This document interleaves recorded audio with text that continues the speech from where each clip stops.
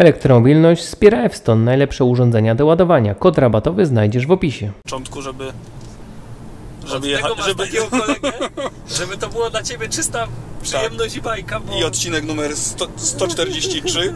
Proszę obejrzeć, nauczyć się i jechać nad morze. No powiem, że od tego zaczynałem. Tak to wyglądało, że oglądałem, wtedy nie było Polaków, ale oglądałem Amerykanów, którzy jeździli trochę po Ameryce i zanim gdzieś pojechałem, to obejrzałem, potrafiłem 5 razy ten sam odcinek oglądnąć. A teraz wiem, że moi widzowie to robią, czyli kupują elektryka i potem na przykład jadą nad morze, to 3 razy obejrzą odcinek, jak jechałem nad morze, jadą na Chorwację, to 3 razy obejrzą odcinek na Chorwację. Którędy on jechał? On tu skręcił, czy nie? Ale wiesz, najciekawsze jest to, że potem wiesz, dzwonią do mnie i mówi, ty, kurde, ja się tak stresowałem, przecież to nic strasznego. Nie? Cześć, witam, dzisiaj kolejny start, tym razem auto znane, ale kierowca nieznany. Postaram się przekonać kogoś, kto mieszka w bloku, żeby przesiadł się na elektryka. Także zapraszam do oglądania.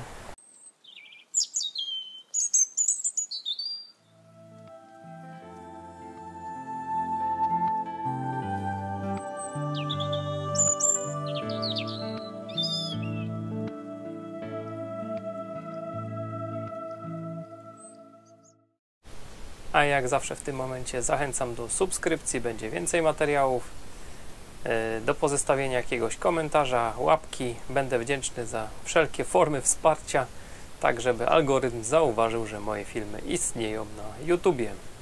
I mam taką propozycję, jeśli posiadasz samochód elektryczny i miałbyś ochotę wykonać taki test Kraków-Zakopane, zapraszam do kontaktu. Mail zawsze znajdziesz w opisie. Zegary pokasowane, a my jak zwykle startujemy do Zakopanego, a dzisiaj naszym kierowcą będzie Michał. No i co, jedziemy tu za tym wielkim dymem. Dymi się coraz bardziej, aż powiem, że trochę aż strach. Dobrze, że obieg wewnętrzny w standardzie włączam w takich miejscach, bo o kurde, to Euro 6 to już nie wiem ile z tego 6 zostało, no i to jest według mnie taki mały problemik. Ale to byłaby dobra reklama elektryków. Szkoda, że to nie jest autobus elektryczny, a dobrze, że mamy obieg wewnętrzny, bo masakra. No ale mniejsza z tym, zużycie na pierwszym podjeździe to 36, także Michale, nie starasz, coś tam, ekojazda ci nie wychodzi na razie. Dobra. No i co? No i dojeżdżamy do Głogoczowa, zjechaliśmy z Mogilan, no i co? I dużo lepiej ci idzie, Michale, 14,1, także... Idę na rekord. Idziesz na rekord? No dobrze. Michał tu jest kierowca z dużym doświadczeniem, więc jest szansa na dobry wynik. Tak, że dzisiaj wrócimy. I tak sobie tu jedziemy i zastanawiamy się nad tym, nad czym ja się zastanawiałem ostatnio, jeżdżąc tą Zakopianką. Co jest skrzyżowaniem, a co nie jest skrzyżowaniem? No tutaj myślę, że nie ma wątpliwości, bo mamy 70 i mamy znak, że tu będzie skrzyżowanie, więc tu obstawiamy, że tu będzie skrzyżowanie. I myślę, że za tym, że skrzyżowaniem będzie można jechać 100 na godzinę. No tak. Rozumiem, że to była aluzja do mojej prędkości, tak? Żebyś troszkę przyspieszył. Żeby nas tu kurczę nie wyprzedzali. Znaczy jak będziesz miał przepisowo, to i tak będą nas wszyscy wyprzedzać, więc w sumie bez znaczenia. Jedź tam jak chcesz, tak żeby się miło jechało, bo... Ale widzisz, oczywiście tu jest 100 na godzinę, ale twój samochód nam pokazuje, że dalej jest 70, tak? Tak, bo ten samochód tylko czasami zorientuje się, że minął skrzyżowanie. On się generalnie orientuje dużo lepiej gdzieś, gdzie to działa tak jak działa na zachodzie Europy, czyli są odwoływane ograniczenia. A u nas są ograniczenia zasadniczo nieodwoływane, więc samochód chce dalej jechać 70. No ale my wiemy ile jedziemy i jechaliśmy 100, a teraz z powrotem 70. No i czy tu jest skrzyżowanie, czy to nie jest skrzyżowanie? Ile tu można jechać? To jest kolejna zagadka. To jest zagadka, także będziemy wdzięczni za sytuację numer 1. Proszę o komentarz. Ile tu można jechać? Tu mamy kolejne skrzyżowanie, które nie wiadomo czym jest. Jakiś tam znak jest, ale no nie widzimy jaki. Chyba stop był, tak sądząc po tym. Tutaj też jest jakiś znak i też stop. Tylko pytanie, czy dalej jest to skrzyżowanie? No nie wiadomo ile tu można jechać, więc najlepiej jechać 70. No tu już nie będzie wątpliwości. Bo tu na pewno można jechać 70, bo jest 70. I tu powiem, że tu lubią stać Mondeo z takim grzybkiem w zderzaku i sprawdzają, kto się jak tu spisuje. Zobaczymy, czy dziś stoją. I skończymy ten przydługawy mój monolog. A tam Yaris terenowy. Kurde felek, czego to nie wymyślą. No nie ma ich. No i tutaj... I tu mamy 50. I pytanie, czy to jest skrzyżowanie, czy to nie jest skrzyżowanie? Czy to za tą 50 można się rozpędzić na momencik do 100? Do 100. Czy lepiej nie? Kto to wie, kto to wie? Sytuacja numer 2. Proszę o komentowanie. No i jedziemy. I tutaj jest moja sławna sytuacja. Dam link do filmu, dłuższego materiału na ten temat. Tutaj mamy 70. Za 70 według wszystkich znaków na ziemi jest skrzyżowaniem, ale to nie jest skrzyżowanie, bo trzeba być Duchem Świętym i wiedzieć, że te drogi tam to są drogi wewnętrzne. Ja już jestem Duchem Świętym, więc wiem, że są wewnętrzne i tu trzeba jechać 70 na godzinę. Tu mamy kolejne, jakiś wjazd z boku, to też nie kasuje tej 70, potem kolejny, to też nie kasuje 70, a tu przed tą ładną reklamą Centrum Ogrodniczego lubią stać i sprawdzać, czy ktoś wie, że te kilka skrzyżowań nie skasowało nam 70. No taką tu mamy atrakcję przed Myślenicami, także uwaga, jak najbardziej wzmożona. No i co? No i będę Cię namawiał do przysiąścia nad Excelem, podeślę Ci linka do takiego materiału, jak to można zrobić. I gdybyś sobie ustawił teraz latę leasingu na 2000 i pojeździł samochodem elektrycznym, dalej z kieszeni wychodziłoby Ci tyle samo pieniędzy, co teraz Ci wychodzi na paliwo i leasing, ale leasing by Ci się skończył. To musiałbyś przysiąść i policzyć, czy to będzie 2, 3, 4 czy 5 lat, ale leasing się skończy. A samochód dalej będzie sprawny. Dalej będzie. A do tego jeszcze w bonusie będziesz miał brak wymiany klocków hamulcowych i dużo różnych innych bonusów, no ale tego już się nie da tak policzyć w tym momencie. Można to szacować. Myślę, że spokojnie można szacować, że nie wiem, no, obecnego auta w przeciągu 100 000 km dołożysz na te wszystkie serwisy, naprawy, oleje, klocki, sprzęgła, tarcze z 10 000. No myślę, że to nie jest jakaś kwota z księżyca. Realna kwota, jak najbardziej realna kwota. Więc tu jeszcze, tak powiem, co każde 100 000 może Ci zostać dycha na tym, że nie jeździsz spalinówką, tylko elektrykiem, nie? I wtedy pytanie, ile to lat trzeba będzie zaczekać, żebyś się uwolnił od leasingu? No i wtedy już będziesz czystą kasę do przodu, bo co miesiąc będziesz miał, powiedzmy, tego tysiaka w kieszeni z tego paliwa, nie? Kuszące to jest, Jest to bardzo kuszące, tylko teraz tak. Jakie minusy? Wyobraź sobie, że siedzę sobie grzecznie wieczorkiem, oglądam wiadomości. No, może zły przykład z tymi wiadomościami, ale... Nie da się siedzieć spokojnie i oglądać wiadomości. Nie wiem, no dobra. Oglądam telewizję i nagle moi domownicy mówią mi: jedziemy jutro, nie wiem, do Zakopanego. No i teraz musi mi się zapalić lampka, no bo aktualnie teraz nie ma sprawy, wstaję rano, jadę, tankuję i jedziemy. Kupujemy po kawie, tankuję i lecimy do Zakopanego. A tutaj muszę tak zastanowić się, ile mam jeszcze ewentualnie i kombinować. Aczkolwiek jakby mi to powiedzieli wieczorem, że mam jechać do Zakopanego, to spoko, bo sobie do rana coś wymyślę, prawda? A jakby mi powiedzieli rano, że jedziemy na obiad do Zakopanego, no to powiem Ci tak, jaki ja mam na to sposób, bo mam na to sposób. No i tu pytanie, jak autem będziesz jeździł, bo jeżdżąc takim Niro, gdzie mamy zasięgu letniego 500 km przy spokojnej jeździe, no to, że tak powiem, wystarczy Ci pół baterii, żebyś pojechał do tego Zakopanego, wrócił i w ogóle nie ma problemu. Natomiast, no przypuśćmy, że celujesz w takiego Nissana, no to myślę, że w takim aucie będziesz miał taki nawyk, żeby codziennie go podpinać. Nissan nawet nie ma takiej funkcji, żeby ładował się do 80%, więc Ty będziesz miał go i tak czy siak codziennie rano naładowanego na full. Bo Twoim nawykiem w Nissanie będzie wpinanie wtyczki na koniec dnia. Taki mamy my nawyk w naszym Nissanie. Robimy od tego oczywiście wyjątek, jak wiemy, że nie będziemy nim jeździć przez parę dni. Wtedy nie staramy się, żeby nie był do pełna naładowany, bo to nie służy baterii.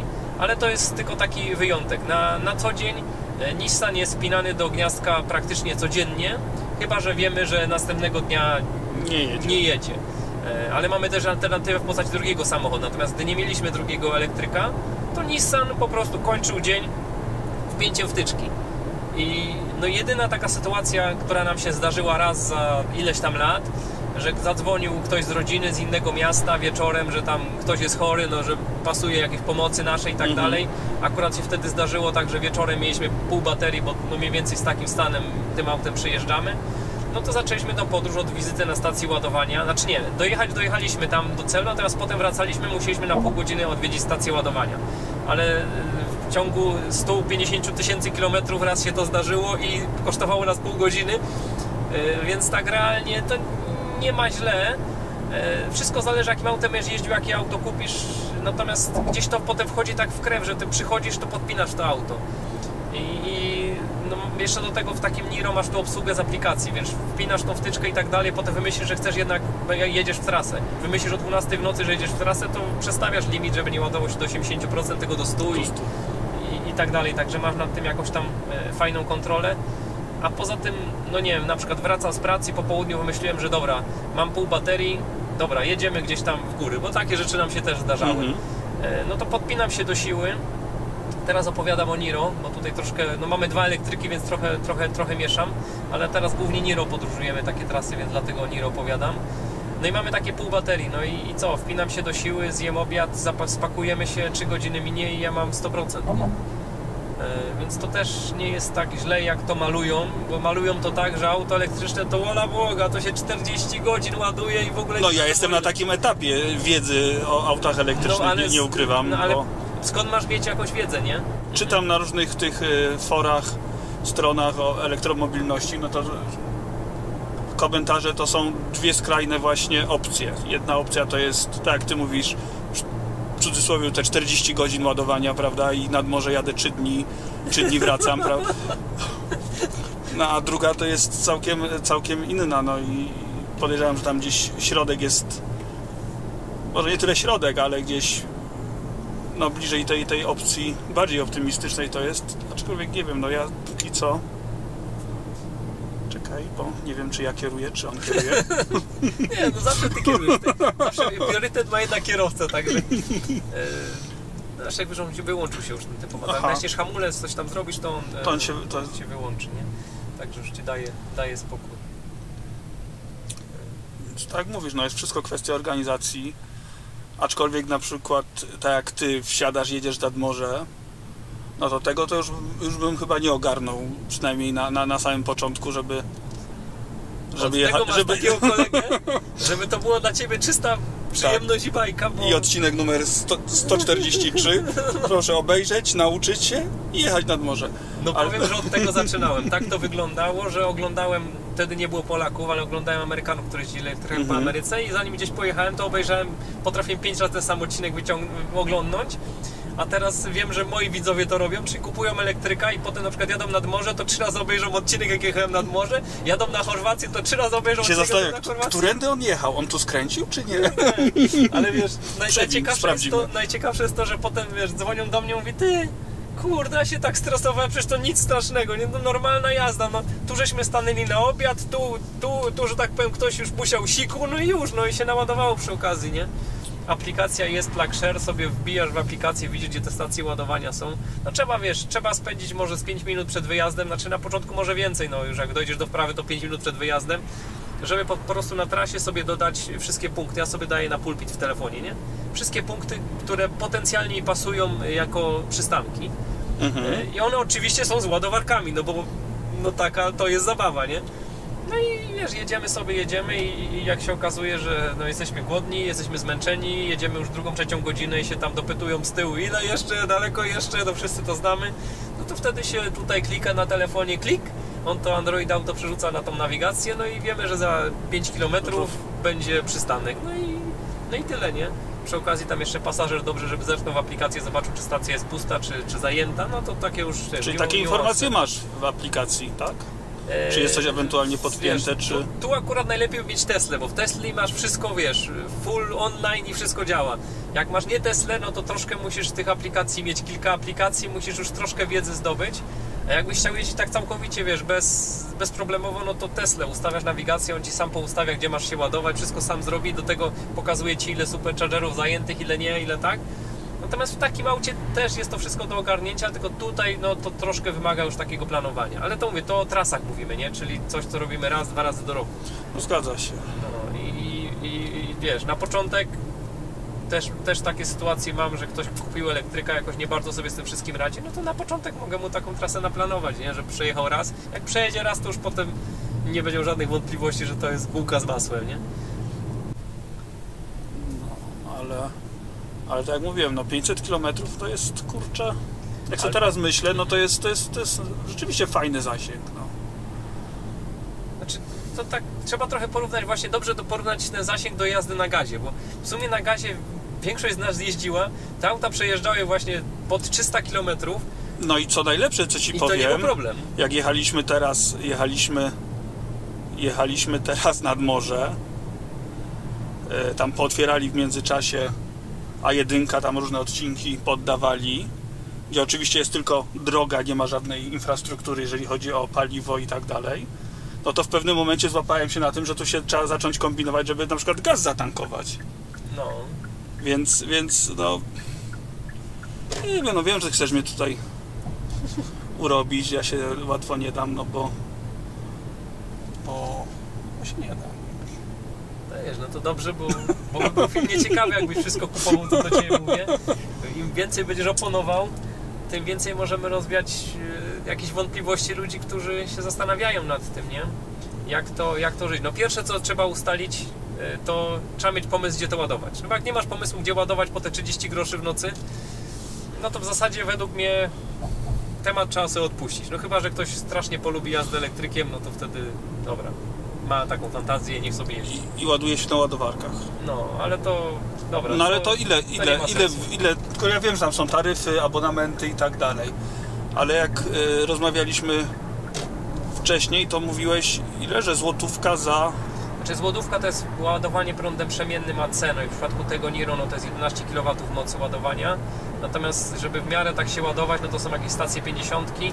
No i tu zależnie gdzie byś się ładował. No w Krakowie mamy Go Plus Auto złoty 59, albo byś miał złoty 50 jest do uzyskania na Greenwayu, ale tam musi mieć abonament za 30 zł, nie? No ale dobrze, no ale przypominam Ci, że rozmawiasz z laikiem i złoty 50 za co? Za kilowatogodzinę. A teraz ich zużywam 16,5 na 100 km, tak? Czyli... Ale teraz zużywasz ich dużo, bo jedziesz trasę, jedziesz pod górę. Po mieście będziesz ich zużywał może 12, nie? Ale mniejsza z tym. Jak będziesz się ładował na płatnych stacjach, to generalnie sensu nie ma. Wiesz, możesz też tak wykombinować, żebyś sobie wziął, nie wiem, dogadał się tam z ojcem, czy z kimś tam, no z kim tam by się dogadał. No nie, no tylko z tatą, nie? Bo... No, że wiesz, że ty kupujesz takiego Leafa i nim jedziesz po mieście, a jak jedziesz na wakacje, to się przesiadasz w inny samochód i... No jest taka opcja, no pewnie, że tak. I wtedy nie musisz inwestować, wiesz, drugie tyle pieniędzy w elektryka, który jest bezkompromisowy, no bo Niro to jest takie bezkompromisowe auto. Tu generalnie jadę w trasę i więcej przystanków potrzebuję ja i moja rodzina niż auto. Więc tu w ogóle nie ma tematu, nie? Trzeba troszkę wiedzy do tego mieć, ale poza wiedzą nie trzeba mieć do tego nic, nie?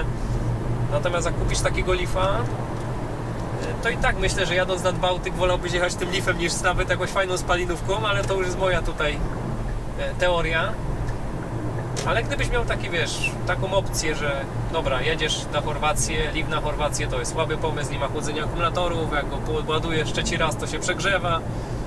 No i co wtedy? No się wolno ładuje po prostu. I stoisz zamiast pół godziny, 2 godziny, no to wiesz, to Lipton. No tak reasumując, to Lipton, nie? Ale wiesz, jakbyś miał tak dogadane, że się tata z tobą zamieni na przykład na taki problem to nie problem. Zazwyczaj coś tam się wymyśli. Poza tym wiesz, jadąc na Chorwację można sobie nawet pożyczyć jakieś auto i z tych oszczędności na paliwie z całego roku to sobie możesz fajne auto pożyczyć i pojechać na Chorwację innym autem, a pojechać 2 rodziny jednym busem i wtedy to w ogóle wychodzi taniej, bo masz jedne winiety, jedno paliwo i jest opcji masę, natomiast nie ma co się tam, tak powiem, przejmować 1% twoich wyjazdów, bo kupując Leafa miałbyś problem z 1% twoich przebiegów, czyli jakiś wyjazd na wakacje na południe na przykład, nie? To był faktycznie przy No ale ty byłeś, Europa. wyście byli Niro teraz w Chorwacji, tak? Byliśmy nawet w tamtym roku, w tym roku byliśmy. No i nie miałeś stresa? Nie. Znaczy no ty nie, no. Ja to bym nie spał tydzień przed wyjazdem. Nie miałem, ale wiesz, no przejechałem wcześniej tymi Nissanami za 100 000, więc to... No tak. A wiem, Nie że biorę tego mają pod uwagę. ludzie stresa i ja jechałem pierwszy raz nad morze, nad Bałtyk Nissanem, też miałem stresa, więc no... To jest taka cena, którą trzeba zapłacić. Tego No jednego... i Nissana już musiałeś ile? Z 2 razy jadąc nad morze No nie, ładować? Nissana to ładowałem, wiesz, naprawdę Chociaż nie, tak się bałem, że ładowałem go z 5 razy.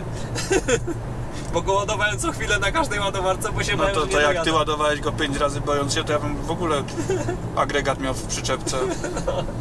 Nie, no nie ma tak źle, ale wiesz, ja jechałem też Nissanem 30 kWh, który ma dostępne tak naprawdę z 25, a my teraz rozmawiamy o Nissanie Leafie 2, który ma dostępny 35 kWh, więc tam prawie 100 km większego Więcej. zasięgu. I takim Nissanem też jechałem tam kilka razy i myślę, że tutaj takie 2 ładowania to się da dojechać, ale tak, żeby nie jechać na spiny, no to robisz 2 ładowania takie większe, jedno trochę mniejsze i jesteś nad Bałtykiem, nie? I to jest do zrobienia Nissanem, jeśli jedziesz w miarę nie za szybko. Bo jak jedziesz szybko, to niestety też się zagrzeje, też się przegrzeje, też się będzie długo ładował. Także Nissanem to jest taka troszkę kłopotliwa jazda, no ale mówimy o aucie, które no ma jakąś taką rozsądniejszą cenę, nie? No i mamy tutaj rdzawkę, mamy Circle K i mamy zużycie 17,8 po godzinie jazdy. Nie wiem, czy mam się wstydzić, czy... Nie, jest bardzo dobrze. Z 200 metrów startowaliśmy, a jesteśmy 700 metrów nad poziom morza. To jest całkowicie normalne zjawisko, także spokojnie. A tam taki pięknie widać Tatry. Częściowo nawet w słońcu. Wjeżdżamy do Klikuszowej, przed nami dość długi zjazd, zużycie tutaj 17,8, a teraz będzie już tylko lepiej. Kurde felek, no. Ja tak patrzę. Narty mogliśmy zabrać. A tu Michał mówi, że trzeba brać narty było. No białe Tatry, jak to fajnie wygląda. W słońcu, białe. No dzisiaj powiem, widoki nam się udały. Tak? No jak dobrze idzie Michałowi, 3 km zasięgu odzyskał. Tutaj na lewym zegarze to widać. A zużycie już 16,5 i będzie spadać. Po prawej tutaj Orlen. Nad Tatrami helikopter. Tatry w słońcu i w śniegu. No robi się coraz ciekawiej, a my wjeżdżamy do nowego targu. Przejechane 70 km, 16,5 zużycie i godzinę i 5 minut czas jazdy. Także dzisiaj jedzie się całkiem nieźle. Korki nie najgorsze. Za to smród zaraz będzie najgorszy. Dymią z tego komina. No i co? No i teraz robimy szerokie uśmiechy. Tańcowały 2 Michały, bo będzie zdjęcie. Nie damy się. Nie damy się, kurde felek. Za mało jechałeś, Michał, kurde. Trzeba było przyspieszyć, byłoby zdjęcie pamiątkowe, no. Przejechane 74 km, godzinę 8 i 15,6 zużyci. Tak to się prezentuje. Jak się jedzie, Michale? Jak się jedzie? Jakie wrażenia po tych 76 km? Dałoby się takim czymś jeździć? Dałoby się takim czymś jeździć? O tak, nie wiem, czy największej frajdy bym nie miał właśnie jeżdżąc po mieście elektrykiem, tym ruszaniem, tak cichutko, powoli, równostajnie rusza. No super sprawa. Aczkolwiek dalej sobie nie wyobrażam wycieczki. Nie krzycz na mnie, pas zmieniam. Nad morze, no, czy tam gdzie indziej. Musimy ustalić, czy kupujesz elektryka bez kompromisów jak Niro i jeździsz tym wszędzie, do Chorwacji, nad morze, do Hiszpanii, wszędzie, czy kupujesz Teslę jeszcze bez kompromisów i bez wiedzy można tym jeździć, no bo Niro trzeba mieć wiedzę, żeby jeździć bez kompromisów, a Teslą można nie mieć wiedzy i jeździć bez kompromisów. Tylko bardzo droga ta niewiedza by była. Mówimy o budżecie rzędu Niro, no to po dopłatach jest 150 000, Tesla po dopłatach 180 000. I to masz takie jeżdżenie bez kompromisów, albo bez kompromisów i bez wiedzy. Za tą wiedzę nie najdłużej, tam 3 dychy musisz dopłacić do Tesli i jeździsz bez niczego. No, Tesla cię przeprowadzi za rączkę przez całą Europę. Jest tych superchargerów masę, nie musisz tam patrzeć na stawki, na taryfy, wszędzie ładujesz się w miarę tanio. No generalnie jest super, nie? To pytanie, o czym mówimy, bo jak mówimy o O Tesli, no to w ogóle bajka, nie? Wbijasz nawigację, dokąd jedziesz, nic Cię nie interesuje, on Ci wszystko po kolei powie, gdzie się zatrzymujesz, ile się będziesz ładował, wszystko. Potem masz opcję 150, czyli Niro i tutaj masz... Już musisz zdobyć trochę wiedzy, żeby jeździć jak spalinówką po całym świecie praktycznie takim autem, nie?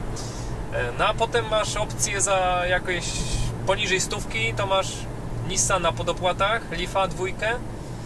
No i tu już trzeba liczyć się z pewnymi kompromisami. Po mieście myślę, że żadne, natomiast na trasę no to już nie dość, że wiedza, to kompromisy, nie?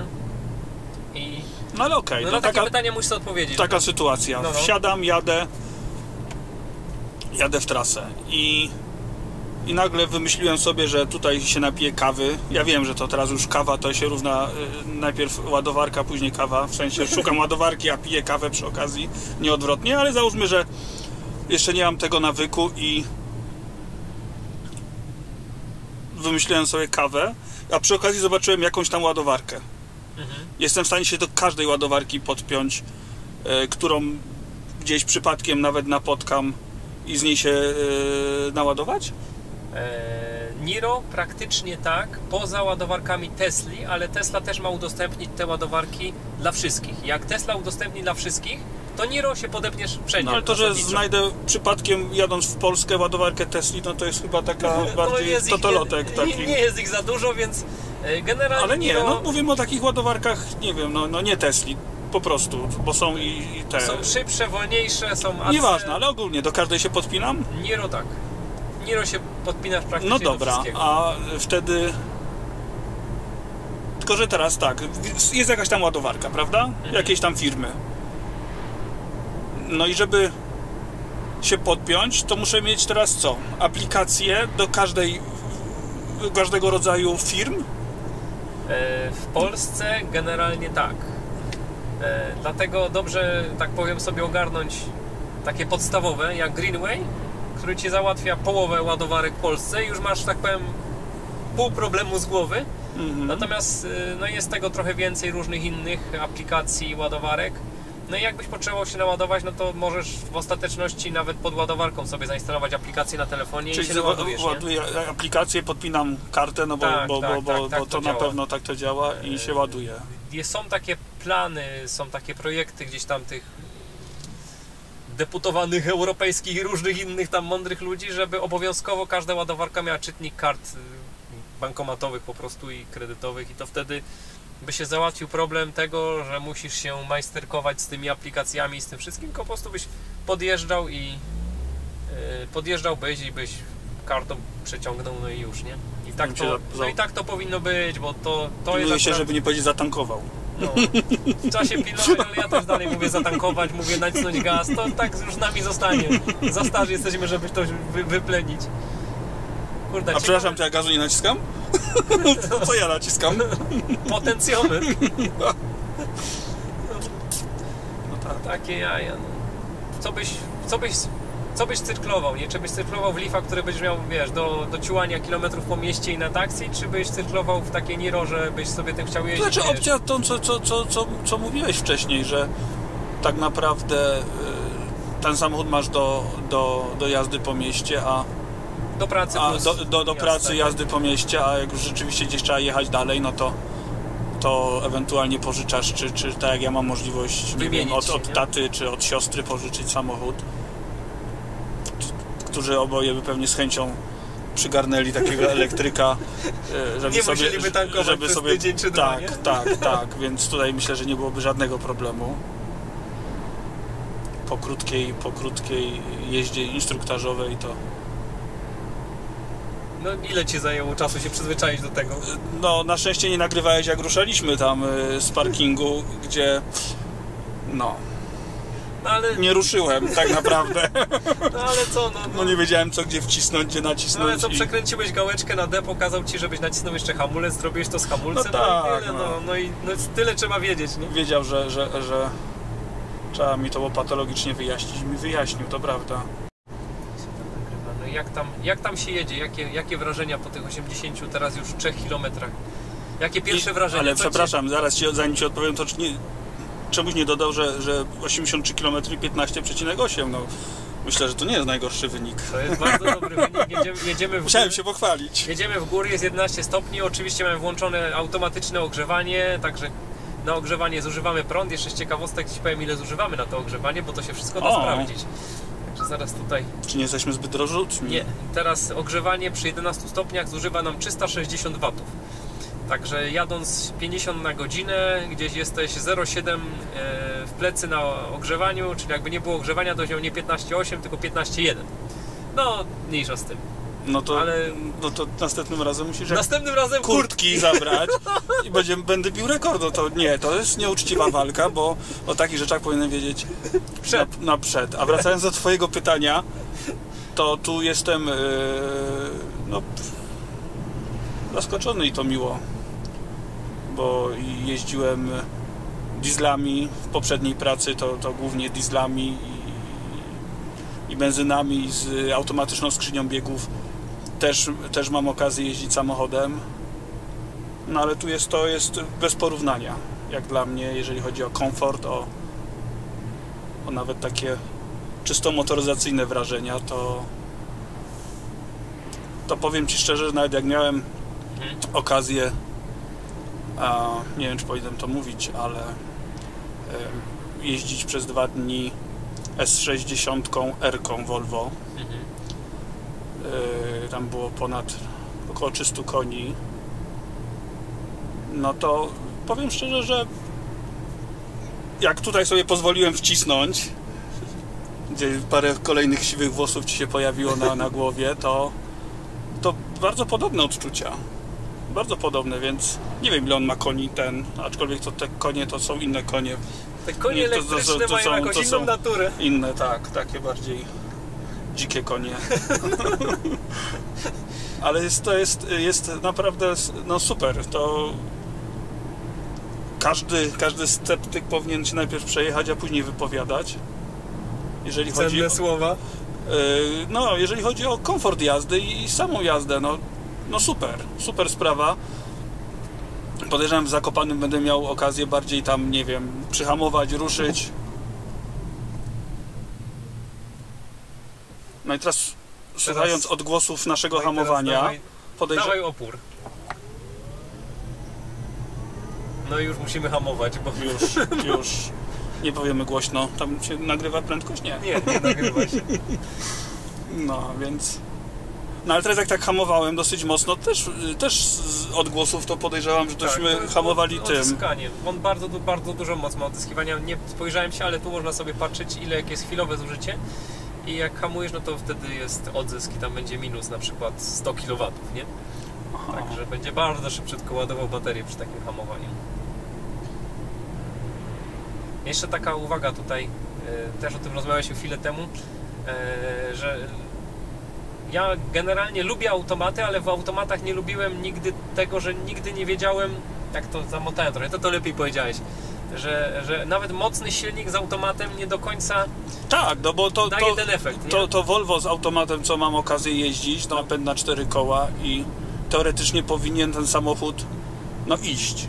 A jak teraz jedziemy sobie 60 i bym wcisnął, czego niestety nie mogę zrobić, no to byśmy poszli do przodu, a tam zaczyna się mielenie tej skrzyni. Tak jakby sama nie musiała chwilę pomyśleć, co chce zrobić. Dopiero później, po paru sekundach takiego buczenia, ten samochód dopiero rusza, więc do przodu. Więc to jest... jest bez porównania. No nie wiem, nigdy nie jeździłem na przykład z samochodem, nie wiem, czy Ty jeździłeś z tą bezstopniową skrzynią. Mówię o samochodzie takim nie elektrycznym, tylko... Jeździłem kiedyś... Znaczy elektrycznym z bezstopniową tu nie ma, nie? Ale... Natomiast niestety nie jeździłem mocnym z CVT, bo podejrzewam, że mocne auto z CVT może sobie radzić nie najgorzej. Natomiast nie zbyt mocne auta z CVT... No ale przy bezstopniowej skrzyni też jest te obroty... Też jest tak, on musi tak sobie te przełożenia zmienić, nie? Tylko nie płynnie zmienia, więc to też trwa. Też nie ma jakiegoś... Tu się mogą fani niemieckiej marki obrazić i miłośnicy skrzyni DSG, bo nie wiem, czy jeździłeś, ja nie jeździłem DSG skrzynią. Jeździłem DSG i mnie do szału. Mnie osobiście do szału doprowadzała. A jeździłem niestety 160-konną benzyną z DSG i efekt był taki, że jadąc tak po mieście, że nie pamiętam, ale tam była 7-stopniowa ta skrzynia. Tak plątając się po mieście, on zawsze jeździł na 7, gdzie po prostu jechało, wiesz, delikatnie. Trzymanie go w sporcie to było bez sensu, bo ten silnik wył cały czas, mnie to denerwowało, więc jechałem w takim tam trybie normalnym.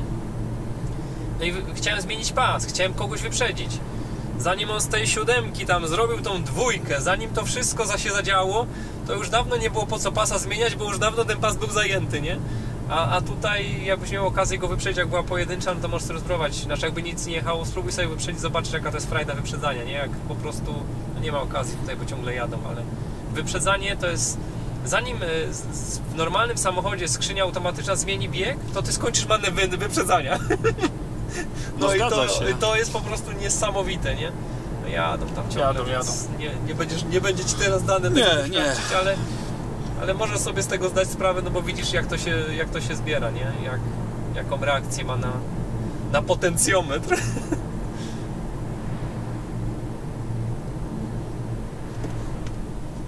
Ale tak czuję, że pomału skłaniasz się jednak w taką opcję na początek może takiego Leafa, nie? No myślę, że tak, ze względu na koszty. Jakoś lepiej bym się czuł, wiedząc, że go szybciutko odrabiam. No, że na przykład za 2 lata skończysz płacić leasing i nagle będziesz miał kupę kasy w kieszeni. Ten przysłowiowy 1000 załóżmy mi zostaje, prawda? Jeżeli chodzi o tankowanie. No, znaczy, tankowanie, ładowanie, tankowanie.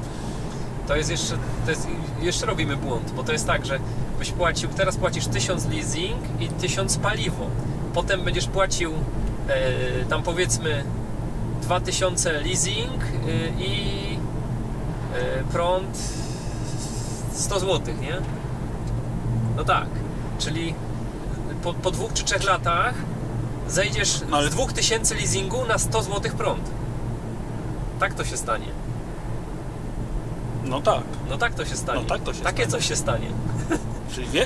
Czyli to będzie całkiem... Większa kieszonka będzie potrzebna, żeby upychać te banknoty, no.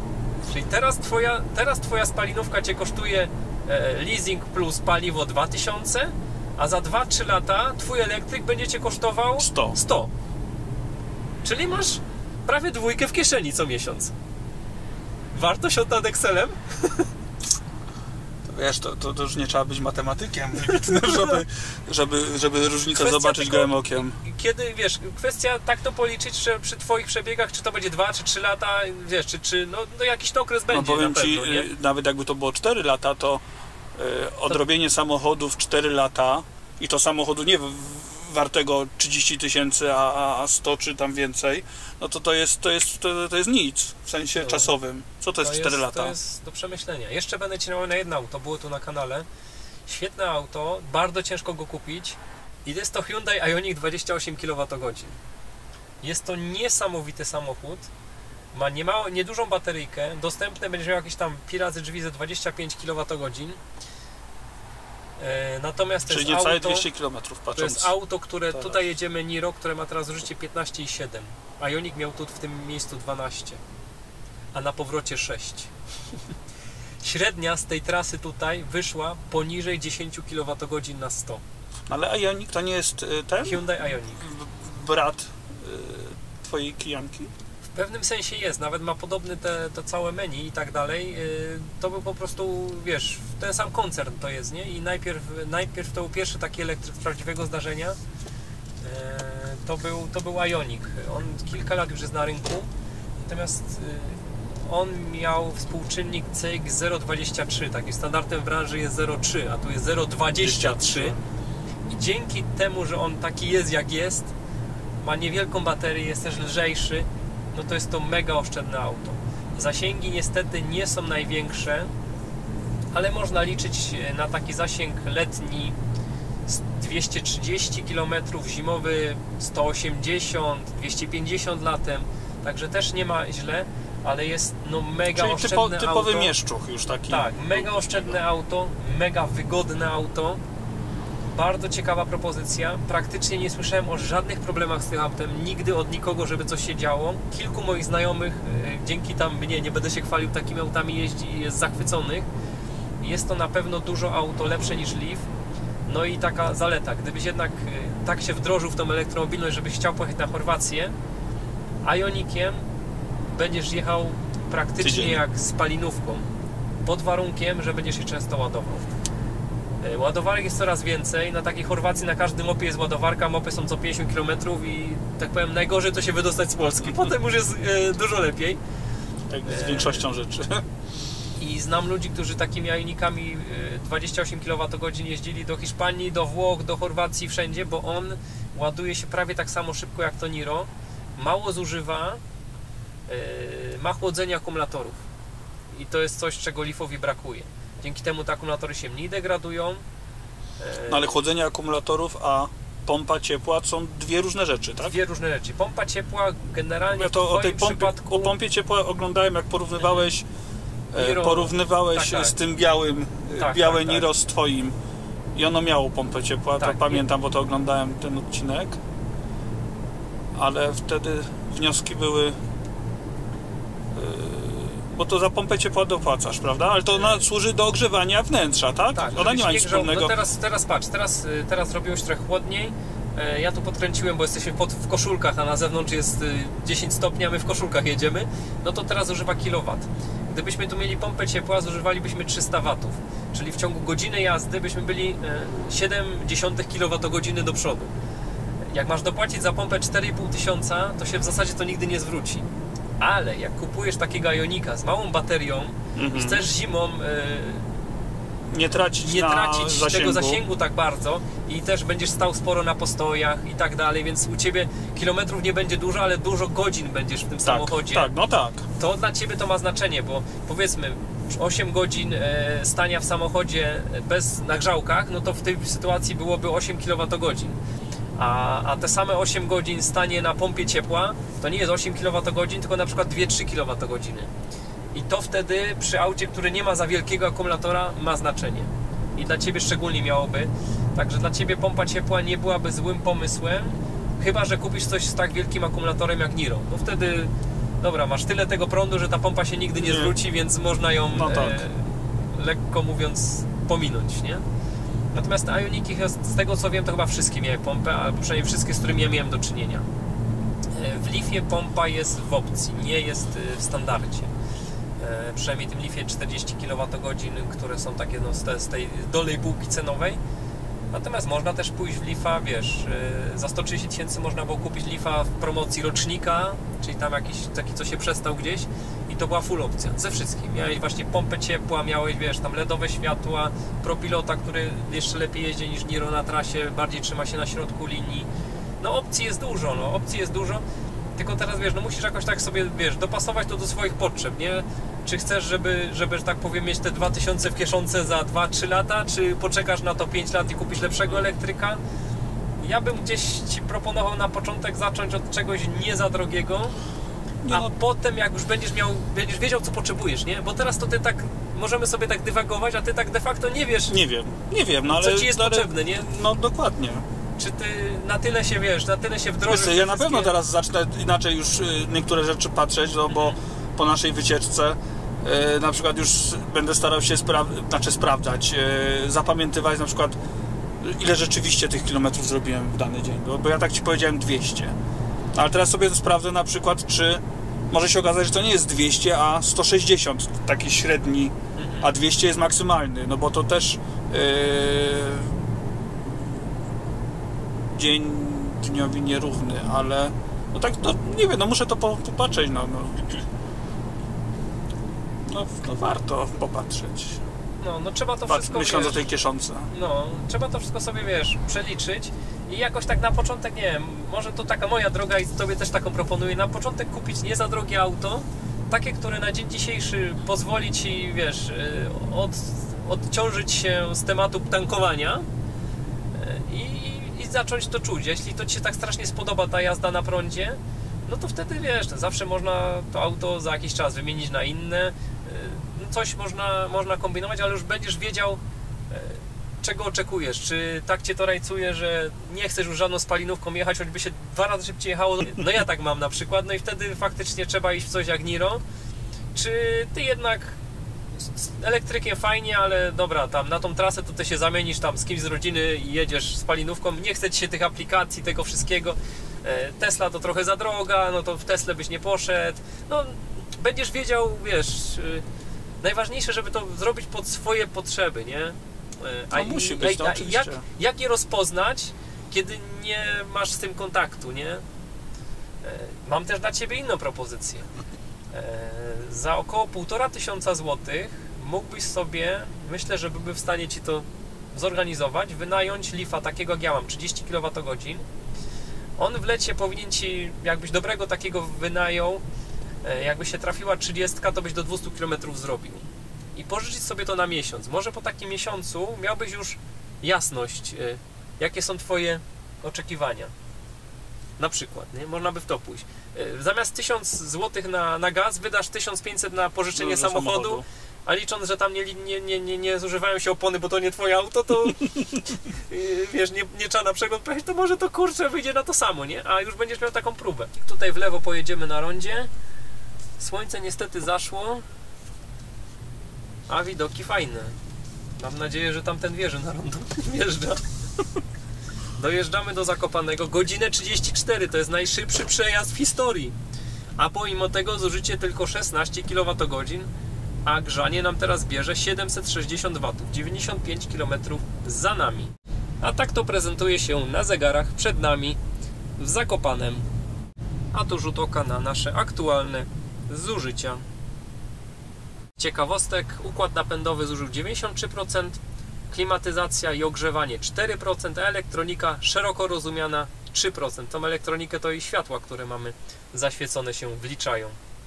Jest takie pytanie, co to z tymi wallboxami, więc no ja tutaj się przyznam, że jestem przeciwnikiem tego typu rozwiązań. Ja jestem zwolennikiem mobilnych stacji ładowania, tak się to fachowo nazywa, a tak naprawdę to jest taki kabel, którym sobie tam ładujemy auto i teraz zależnie jakie mamy auto, możemy się ładować z jednej fazy albo z 3 faz. I tutaj jest kłopot taki, że Nissan ma zawsze ładowanie jednofazowe. Jeśli chcemy Nissana ładować w miarę szybko, no to mamy takie opcje, albo 16 A zwykłe gniazdko, albo gniazdko siłowe 32 A, ale z niego i tak pociągniemy tylko jedną fazę. I to nigdy nie będzie takie bardzo szybkie ładowanie, znaczy szybkie. Na takiego Nissana, w lewo do prawo, na takiego Nissana Ci wystarczy, bo przykładowo jakbyś kupił Leafa 40 kWh, tam tak naprawdę masz 35, jakbyś poczęło się naładować od, wiesz, tak od nic do fulla, ale tak może na nic to nie zawsze przyjedziesz, a do fulla też jak się nie naładujesz na 99, tylko na 95, to też się nic nie stanie, więc generalnie do 10 godzin takiego Leafa zawsze naładujesz ze zwykłego gniazdka, zwykłego, najzwyklejszego. Najzwyklejszego, tylko nie na tym, co dostaniesz z Nissanem, bo z Nissanem dostaniesz takie coś, co ma teoretycznie 10 A, a w praktyce ma może z 9, tylko musisz zainwestować 7 stówek i kupić coś, co będzie miało 16 A. I już. I musisz mieć gniazdko nie za 5 zł, tylko może takie za 15, żeby nie poszedł z tego wszystkiego dym. Ale to się da zrobić. Także takie...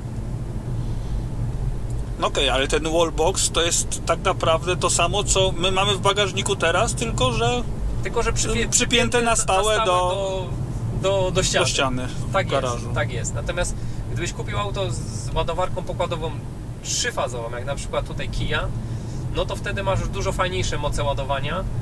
Wtedy z siły ładujesz się mocą 11 kW, no i tamtego zasięgu możesz dobijać prawie 100 km w ciągu godziny, nie?